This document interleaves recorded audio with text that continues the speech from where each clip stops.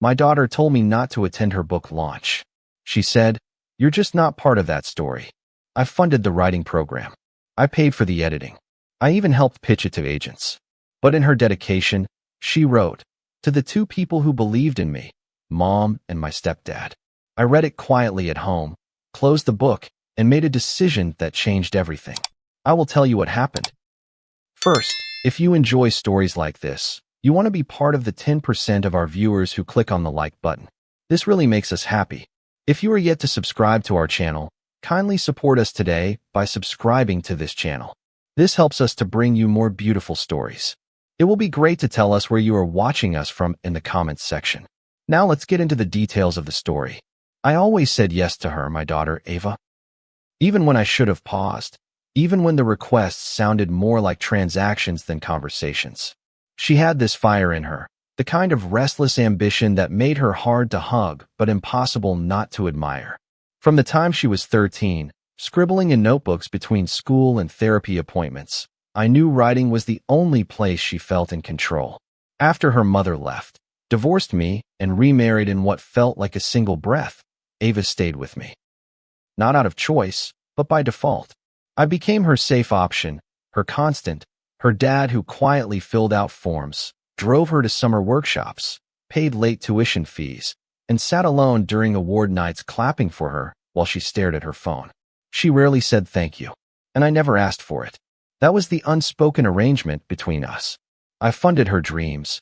She chased them. That was enough for me. Or so I thought. Back then, I worked long hours in financial consulting. Nothing glamorous. Just spreadsheets, pensions, and people asking how not to lose what they already had. I made enough to live comfortably, but I wasn't careless. I budgeted, planned, and occasionally splurged when it mattered, like when she got into that private writing mentorship. $10,000. "Dad," she said, holding the letter like a golden ticket. "This could change everything." I didn't hesitate. I told her to accept, transferred the deposit that night, and even emailed the program director to confirm her slot. When she got her agent later, she said he was amazing and totally got her story. I helped review his contract. When she needed professional editing, I paid for 2 rounds, each nearly $3,000. I knew writing wasn't a cheap dream, but I didn't treat it like charity. It was investment. Into her belief, into the idea that maybe if I kept giving, she'd finally see me not just as a source, but as a supporter. Our relationship was never simple. Her mother, Miranda, wasn't cruel, but she was detached. When we split, Ava was only 10, and Miranda remarried within a year. Her new husband, Tom, was the kind of man who bought charm wholesale and sold it retail. Slick, smiley, polished in a way that made me feel like an old boot in comparison. He had no children of his own, so when he stepped in, he played the role of fun parent with all the enthusiasm of someone auditioning for it. Weekend ski trips, game night selfies, book-themed birthday parties. At first, I welcomed it. Thought maybe it would give Ava the maternal closeness she missed. But gradually, I became the background. The practical dad. The one who paid. Tom got framed pictures on her social media posts. I got PayPal requests with no message attached. And still, I said nothing. Because fatherhood, to me, meant showing up whether you're thanked or not. I didn't need a parade. Just a place in her life. Things reached their peak last spring when she announced her debut novel was being published. I can't lie, I felt real pride in that moment. Not just for her, but for the quiet part one played.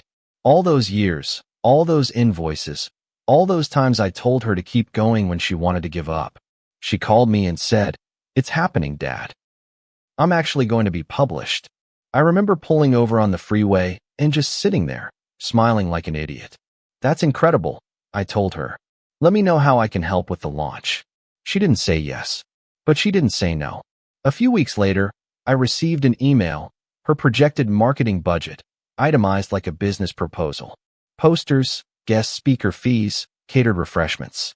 Total, for $1,800. She signed it off with, "If you could take care of this, it would mean a lot." No greeting. No thanks in advance. Just a number. A nudge.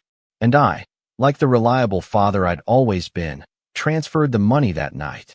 I never asked to be in the spotlight, but I assumed I'd be invited to the party. It wasn't entitlement. It was simple expectation. I assumed I'd get to stand at the back of the room, glass in hand, maybe meet a few of her friends, hear her read a passage, and say my name in passing. Something. Anything. But 2 weeks before the launch, we had lunch together, a rare occurrence in itself, and somewhere between the iced teas and the check, she leaned across the table and said, "Dad, I don't think you should come to the event." I blinked. "What?" I asked, thinking I must have misheard. "It's just," she continued, "you're not really part of that story." She said it gently, like it was logical, clinical, as if we were in a boardroom and not a booth at our favorite deli. My stomach dropped, but I kept my face still. "Not part of the story," I repeated, trying to keep my voice even. She nodded, sipping her drink, avoiding my eyes. "It's just, you know, the narrative. It's about Mom and Tom and the journey we took together." I went home numb. Couldn't even finish the sandwich I packed up. That night, the mail arrived, a hardcover copy of her book. I opened it, held it like something radioactive. The cover was beautiful, her name bold, proud. I flipped past the prologue and acknowledgments, straight to the dedication. To the two people who believed in me, Mom and my stepdad. My chest went hollow. Like someone punched through me, grabbed my heart, and threw it out the window. I didn't cry. I just sat there, book in lap, letting the silence settle like dust. I thought of the late nights helping her prep query letters, the calls where she vented about rejection, the edits I paid for, the emergency funds, the 1,000 quiet ways I'd said, "I believe in you," without ever needing to be told I mattered. And yet, there it was, written in ink. I didn't matter. That night, I made the decision that would change everything. I didn't sleep the night I read the dedication. I lay there with the book still on the couch, its spine angled just slightly toward me like it was taunting me. The quiet was loud. The fridge hummed. My upstairs neighbor paced. The clock blinked 3:11 a.m., and I still couldn't shake the sentence. To the two people who believed in me, Mom and my stepdad. I whispered it once aloud just to see how it sounded when I said it. It felt like chewing glass. And maybe that's when the bitterness began to thicken, not because I needed public credit, but because I realized she had written me out of her life, word by word, without flinching. That dedication was deliberate. It wasn't an oversight. It was a message. By morning, I had talked myself out of my own anger more times than I could count. I made coffee. I reminded myself that she was young, that sometimes daughters follow the warmth even if it's artificial. I tried to justify it by remembering Tom's enthusiasm, how he showed up big, loud, and camera-ready while I stayed behind the scenes. Maybe she just forgot what quiet love looks like. But 5 days earlier, before I even had the book in hand, she had sent me an email with the subject line, "Book launch support request." It was formatted like a grant application, tables, line items, costs. She needed funds for her marketing team, venue, photographer, branded bookmarks, and refreshments. No greeting. Just, "Please review and let me know how much you can cover." I had covered all of it. The full $4,800. No questions asked. Because, at the time, I still believed I was helping her tell our story. I didn't know I was financing my own erasure. I sat down that evening, stared at the screen, and wrote a message. I didn't go for subtlety. I didn't dress it up with polite cushioning. I wrote, "Forget about any funds from me. I'm obviously just your ATM. You don't respect me as your dad." My finger hovered over the send button for longer than I'd like to admit. It wasn't rage I felt. It was clarity. That kind of bone-deep stillness you only feel after something sacred breaks inside you. I hit send. I stood up. I didn't pace or panic. I just breathed. For the first time in years, I didn't feel unsure about setting a boundary. I had been a silent investor in her life, her dreams, her success, and now I saw the returns. Not appreciation, not recognition, just demand. Her reply came less than 2 minutes later. I saw the notification light up before I even stepped away from the screen. The message was short, brutal, and unmistakably cold. "Glad you know. But I demand that you give me what I asked you." My mouth went dry. I read it again, hoping I misunderstood. I hadn't. The audacity wasn't just in the tone. It was in the entitlement. "I demand. No daughter. No thank you. Just a declaration. A summons. Like I was a resource on call. A vending machine with a PIN code. It didn't feel like Ava anymore. It felt like a stranger wearing her voice. And yet, I wasn't surprised. Deep down, I think I always knew that the dynamic we'd built was off balance. I just hadn't wanted to face what it would cost to correct it. I didn't reply. I didn't defend myself. I didn't try to explain what she clearly didn't care to understand. Instead, I opened my banking app and revoked her access to the card she'd been using for incidentals, flights, groceries, whatever emergencies she'd texted about. I also emailed my lawyer that same night with the subject line, "Amendment to Will." I told him to remove her. Not a reduction, not a conditional clause, a full removal. The next morning, I called and made it clear. If I died today, I don't want a cent going to someone who sees me as a $sign with a phone number. He hesitated, asked gently if this was emotional or final. I said both. For the first time in my life, I wasn't operating out of guilt. I was finally acting from self-respect. 2 days later was the launch party. I wasn't invited, of course, but I saw the pictures anyway. Instagram. Tagged by mutuals. The venue looked elegant, minimalist, too clean for a story that was so messy underneath. Ava wore a silk jumpsuit and a smile that didn't quite reach her eyes. She stood between her mother and Tom, their arms looped like a family unit out of a brochure. There were toasts, a reel of her signing copies. One quote in particular was posted with pride. "This book wouldn't exist without the two people who stood by me when everything felt impossible." More applause, more comments. No one asked where her father was. And if they did, she didn't answer. I spent that evening at home, listening to an old jazz record and drinking tea, of all things. I wasn't angry. That surprised me. I expected rage, grief, maybe regret. But what I felt was something quieter, relief. For the first time, I understood the cost of being needed but never valued. It wasn't just money. It was time, presence, emotional energy, all given freely, with love, and taken like oxygen. Ava hadn't just written me out of her story. She had trained herself to believe I was never really part of it to begin with. And I had enabled that belief every time I said yes without asking for even basic acknowledgement. I didn't need her to bow to me. I didn't want a gold plaque or a speech. But I did want honesty. I did want respect. And when I looked at the dedication page again that night, flipping back to it like picking at a scab, I saw the truth clearly. She had already mourned whatever version of our relationship had existed. I was the only one still holding on. But not anymore. That version of our bond, the one where I funded her but never factored in, was over. I had drawn the line. And this time, I wasn't going to apologize for it. The silence that followed wasn't accidental. It was intentional. Chosen. Necessary. I didn't block her immediately after that last message. I left the line open for 2 more days. Maybe some last shred of me hoping for remorse, for a single sentence that sounded like I went too far. But nothing came. No apology. No recognition. No attempt to make it right.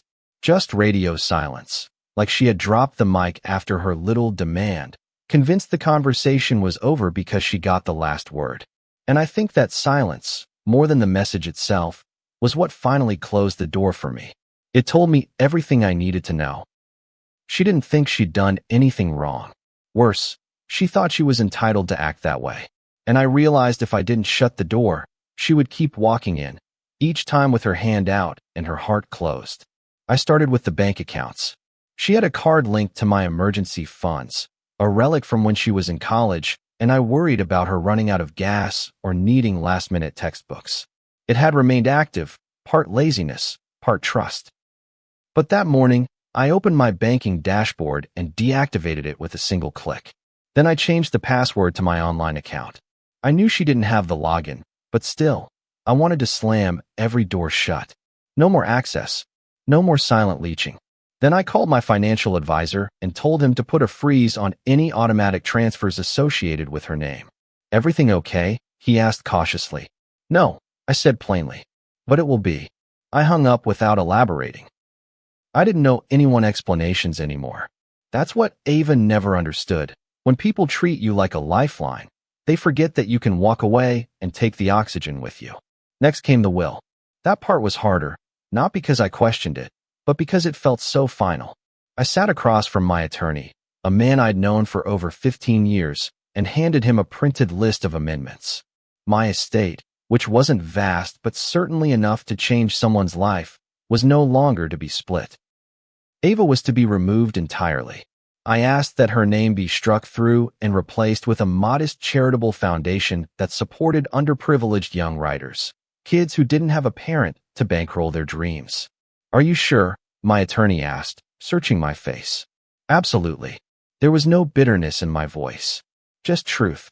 If she doesn't value me while I'm alive, she doesn't get to profit when I'm gone. He nodded. He'd seen enough families to know how betrayal bleeds into the bones. He didn't try to talk me out of it. After the paperwork, I opened my phone, went to her contact, and hit block. It felt surgical, clean, like stitching a wound after cauterizing it. I wasn't angry anymore, just exhausted. Not in the way that makes you want to sleep, but in the way that makes you want to shed your skin. She had chipped away at me for years, in ways small and large, and I had tolerated it under the noble banner of being a good dad. But there comes a point when that banner becomes a blindfold, and you realize you've spent decades walking into walls for someone who never once looked back to see if you were bleeding. This wasn't punishment. It was preservation. She noticed immediately. I knew she would. Ava was clever. She tracked patterns, responses, delays. When the card declined, she must have thought it was a glitch. When her messages stopped going through, maybe she figured I had service issues. But by day 3, the panic began. She emailed me. Twice. First message said, "Hey, I think your phone's off. Let me know when you see this." Second one, a bit colder. "You didn't have to make things ugly. You're being childish." I didn't reply, didn't even open them fully. Her entitlement rang through every syllable, as if my boundary was a tantrum and her betrayal was a blip. She hadn't called to apologize. She hadn't acknowledged the disrespect. She just expected me to move past it because she snapped her fingers. And that's when I knew I had done the right thing. Her attempts to reach me weren't based in love. They were based in control. She was losing her grip, and it scared her. She started reaching out through others. Mutual friends. Old coworkers. Even her mother, Miranda, called me. "She's upset," Miranda said, voice sharp. "She doesn't understand why you're being so cruel."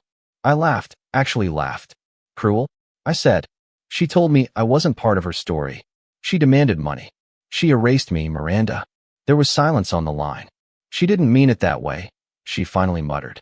"She's emotional." I could feel my jaw tightening. So am I. And emotions don't give you permission to use people like wallets. I hung up. She didn't call back. I could tell she hadn't expected me to push back. That's what happens when you teach people for years that you'll always be the bigger person. They begin to think you're also the weaker one. That weekend, Ava drove to my house.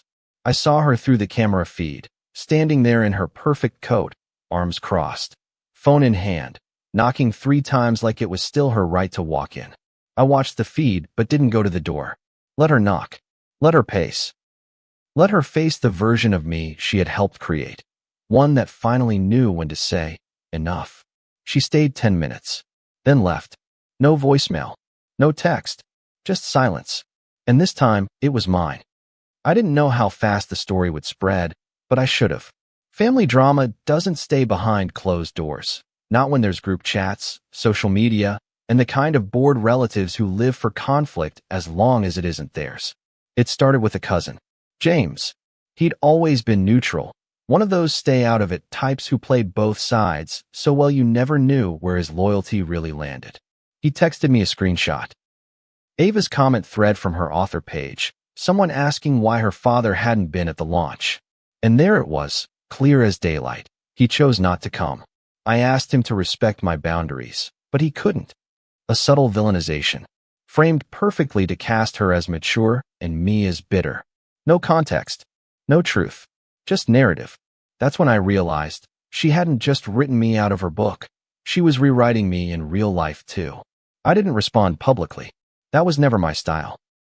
I wasn't going to leave some all-caps comment under her post or post a Facebook status airing my side. But I wasn't going to hide, either.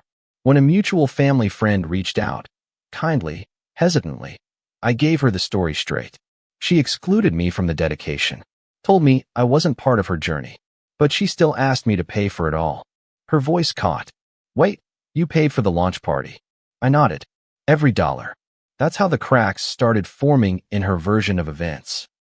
Not from me shouting, but from people doing the math.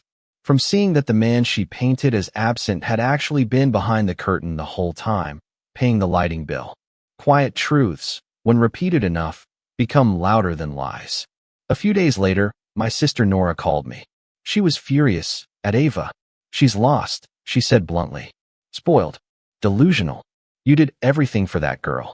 Nora never minced words. I think it's one of the reasons we don't talk often. Too much honesty between us tends to cut deep. But this time, her anger was a bomb. She thinks she's the main character in every room, she added. But she's not the only one who's been hurt. That line stayed with me. Because yes, Ava had pain, her childhood wasn't perfect, and she probably held grudges I never fully understood. But pain doesn't give you the right to discard the people who carried you. And yet, that's exactly what she'd done. The part that stung more than her post was the silence from certain relatives who knew the truth and said nothing. I watched as cousins and even a few family friends commented on her post, congratulating her, praising her bravery for setting boundaries. As if rewriting history was a noble act. As if cutting out the man who funded your life was some form of healthy detachment. That's when I started to realize something deeper. People don't want the whole story. They want the version that fits their idea of you. Ava had crafted herself as the survivor of an absent father.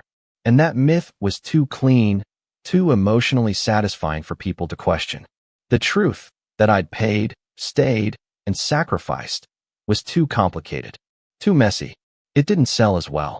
Mark, my brother, came by that weekend. He brought beer, like always, and sat with me in the backyard. The air was crisp, the kind of cold that makes you feel awake. We didn't speak for the first few minutes, just drank in silence, watching the clouds roll past. Then he finally said, "About damn time." I looked at him, confused. He gestured with the bottle. "You finally stood up for yourself. Should have done it years ago." His tone wasn't accusatory. It was weary, like he'd watched me slowly unravel over time and finally saw me sew myself back together. "You let her walk all over you, man. Always did." I didn't argue. He was right. I had let Ava treat me like a bank in a suit because I thought love meant never saying no. But now, I was learning that sometimes, love means walking away before you get walked into the ground. We talked for hours that night, about childhood, about our own father, and how he never showed up for anything. Maybe that's why I tried so hard to be present, to fill every gap with effort and money. I didn't want Ava to feel what I felt growing up, overlooked, unimportant. But in trying to fix the past, I created a future where I was tolerated, not treasured. Mark leaned back in his chair and said something that stayed with me. "Just because you gave her everything doesn't mean she owes you affection, but she does owe you respect." That was it. That was the missing word. Respect. The currency that had been missing from our transactions for years. The fallout didn't stop at family gossip. A few people from my office, folks who knew I had a daughter who'd just published a book, started asking why I wasn't celebrating. I told them the truth, softened for professional ears. "She and I aren't on great terms right now." Most nodded politely and moved on. But one colleague, a younger guy named Ethan, surprised me. "That's brutal," he said. "My dad barely paid for my bus fare, and I still make sure he gets credit when I succeed. Some things you just do." It was a small moment, but it mattered. Each time someone saw the situation clearly, it helped anchor me in my decision. I wasn't being petty. I was drawing a line in soil that had been trampled for too long. By the end of the month, the public noise quieted. Her book had done well.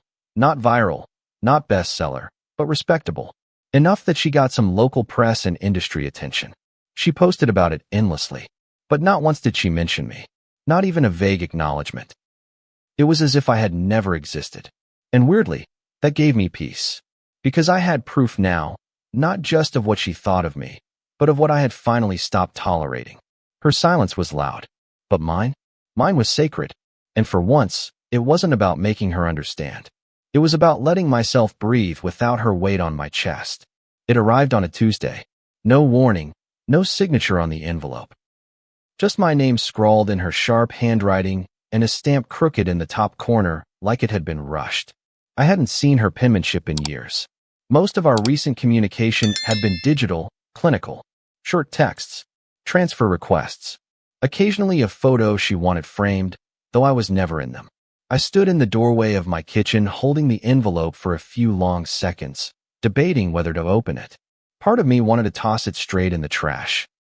Another part wondered if maybe, just maybe, this was the apology I had never asked for but deeply needed. That faint, irrational hope that maybe she saw me now. That maybe she missed me. I took a deep breath, pulled out the folded letter, and started to read. It wasn't an apology. Not even close. The first line read, "I don't understand why you're being so extreme." That set the tone. The rest was a delicate blend of condescension and deflection. Like she was trying to be diplomatic while still making it clear that I had overreacted. She wrote about how boundaries go both ways and how she had never asked for more than support. As if support was some undefined, floating concept and not the tens of thousands of dollars I had wired over the years without ever once hearing the words thank you. She wrote, "You've always been dependable, which I appreciated. But that doesn't entitle you to a role in my story if it compromises my truth." That line hit harder than any argument we'd ever had in person. My truth. Not the truth. Not our truth. Just hers. She'd rewritten history and filed it under memoir. What stung wasn't the dismissal. It was the total absence of accountability. There was no mention of the way she'd demanded money after erasing me from her dedication. No reflection on how cruel those messages had sounded. Instead, she framed my actions as impulsive, emotionally manipulative, and this really set me off. Dramatic. Me. Dramatic. After decades of being the quiet, dependable one. The background noise. The wallet. The fallback. She had the audacity to frame my decision to finally cut her off as a tantrum. As if I was throwing toys because I didn't get a gold star. I had to read that section 3 times, pacing around my kitchen, pulse tapping behind my eyes like a warning. I wanted to scream, but I didn't. I folded the letter neatly and put it back in the envelope. Then I slid it into a drawer beside my desk, the same one where her first crayon drawings still lived, stick figures with captions that used to say, "Best dad ever." That drawer, that letter, it became symbolic. Proof of a shift I never thought would happen between us. A pivot from daughter and father to what? Strangers? Opponents? I didn't know yet, but I knew something had snapped, and it wasn't temporary. People assume that familial bonds bend, but never break. That's the myth. That no matter how bad it gets, blood makes everything salvageable. But the truth is, sometimes blood just makes it hurt more when the knife goes in. I sat at my desk that evening, staring out the window at the barren tree in my front yard, wondering how I had ended up here. How a relationship built on love, effort, and silent sacrifices could rot from the inside out without either of us noticing until it collapsed. I wanted to blame her, and maybe part of me did. But I also blamed myself. I had taught her that I was bottomless, that she could keep digging and I'd never run out. And now, she was furious the well had gone dry. The next day, I received another message, this time from her friend, Claudia. She'd been around for years, quiet, observant. One of the few people who seemed to know how to walk the tightrope between Ava's ambition and her emotional messiness. Claudia's text read, "She's not okay. I'm not saying you're wrong, but she's spiraling." I didn't reply. Not because I didn't care, but because I had nothing left to give. I wasn't her stabilizer anymore. That job had cost me too much. If Ava was spiraling, maybe it was time she sat with the consequences of the gravity she created. Claudia followed up again later. She said you meant more to her than she knew how to say. That one made me pause. I read it again and again, but I still didn't respond. Because meant isn't the same as matter. And words whispered through a third party didn't undo years of being treated like a transaction. That weekend, I pulled out old photos. I didn't know why. I wasn't feeling nostalgic, not exactly. I just needed to remind myself that there was once real love between us. Pictures of Ava in kindergarten, standing beside me with 2 missing front teeth and 1 arm around my neck. Halloween photos where I wore a ridiculous cardboard robot costume just to match her space suit. A birthday cake I stayed up baking because she insisted on real whipped cream, not the fake kind. These weren't illusions. They happened. We had been close. She had needed me, not just for money, but for warmth, safety, consistency. Somewhere along the way, that part faded. Got buried beneath ambition, image, revisionist memory. But I would not let her current version of us erase the man I know I've been. I didn't respond to the letter. I didn't call. I didn't unblock her. Not out of spite. But because for the first time, I understood that silence wasn't violence. Sometimes, silence is the loudest form of self-respect. She had all the tools to rebuild a bridge if she wanted to. A real apology. Not a justification. Not a request. Just truth. Until then, I would remain where I was, alone, but not broken. Disappointed, but not weak.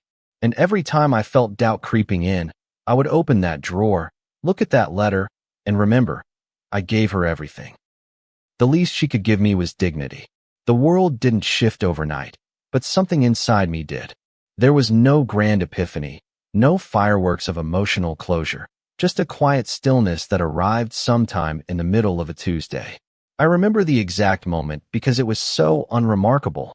I was in the grocery store, debating between two brands of olive oil, when I felt it, the absence of ache, the absence of waiting.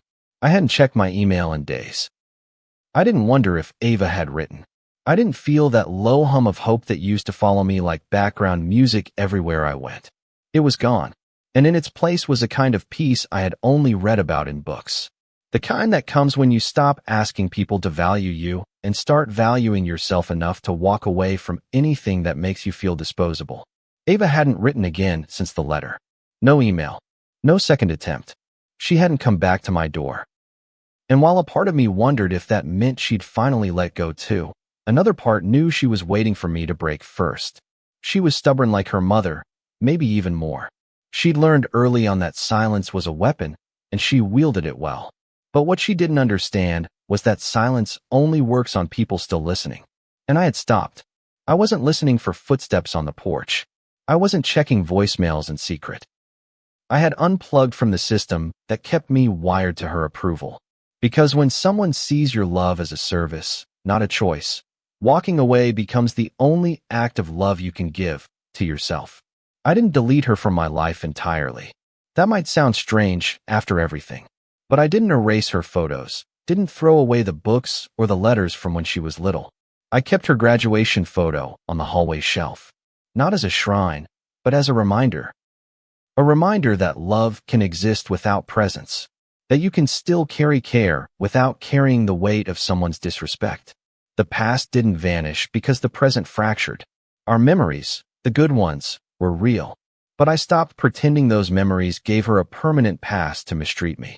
That's the lie most parents get fed, that love should always be unconditional. But conditions matter. Respect is a condition. Kindness is a condition. And if those go missing, then boundaries aren't cruelty, they're clarity. People still asked about her sometimes. At church, at the diner where I got my Sunday breakfast, at my office. "How's Ava?" they'd say, smiling, expecting a glowing fatherly update. At first, I'd freeze. Then I learned to answer with grace. "She's doing well, I hear," I'd say. Polite, unbothered, not bitter. I refused to let her choices turn me into someone cynical. But I also didn't sugarcoat the truth to myself anymore.